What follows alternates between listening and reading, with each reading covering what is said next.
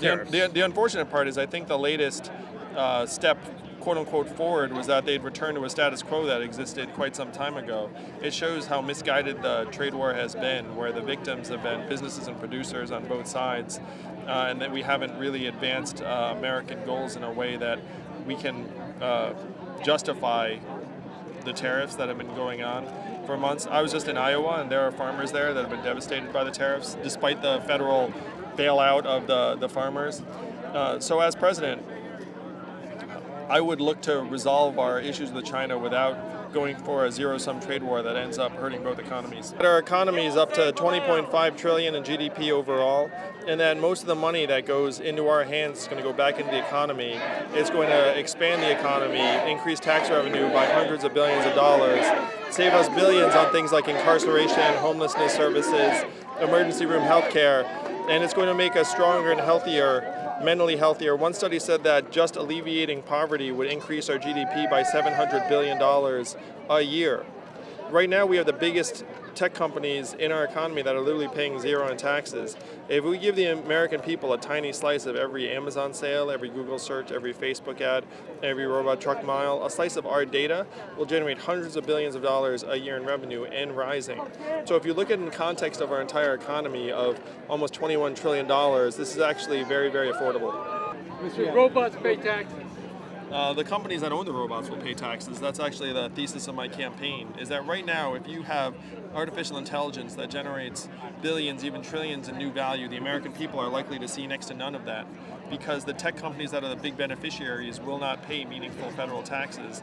And so we're in a trap right now as a country where we're going to look around and wonder where the value went when it's going to get soaked up by a smaller group of technology companies that are going to pay very little back into the public coffers. So that is one of the main ideas of my campaign, is we have to give Americans our fair share of the innovations of the 21st century economy.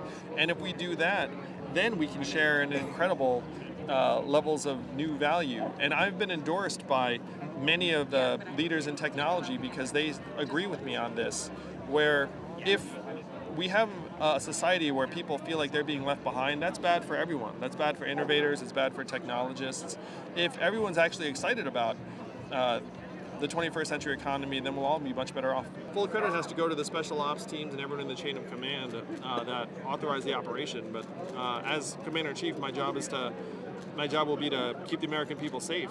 And if that involves a strike on a terrorist leader that's been the subject of a manhunt for years on end, that's exactly what I do.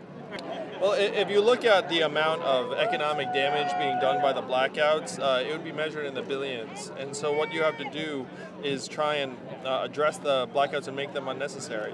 So you have to go to the root of the problem. That's sort of a joke, root of the problem, but you have to go to the actual brush that's in danger of becoming a wildfire and say, okay, if we're forcing these blackouts because we're afraid that this underbrush is going to burst into flames, then we need to actually clear the brush and get it to a point that the blackouts are no longer necessary.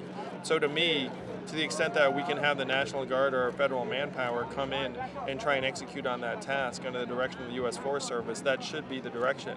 But we should be declaring a national emergency around it, because you can't have rolling blackouts in one of the most densely populated part of the country for days on end. That's an economic disaster, and the damage should be measured in the billions.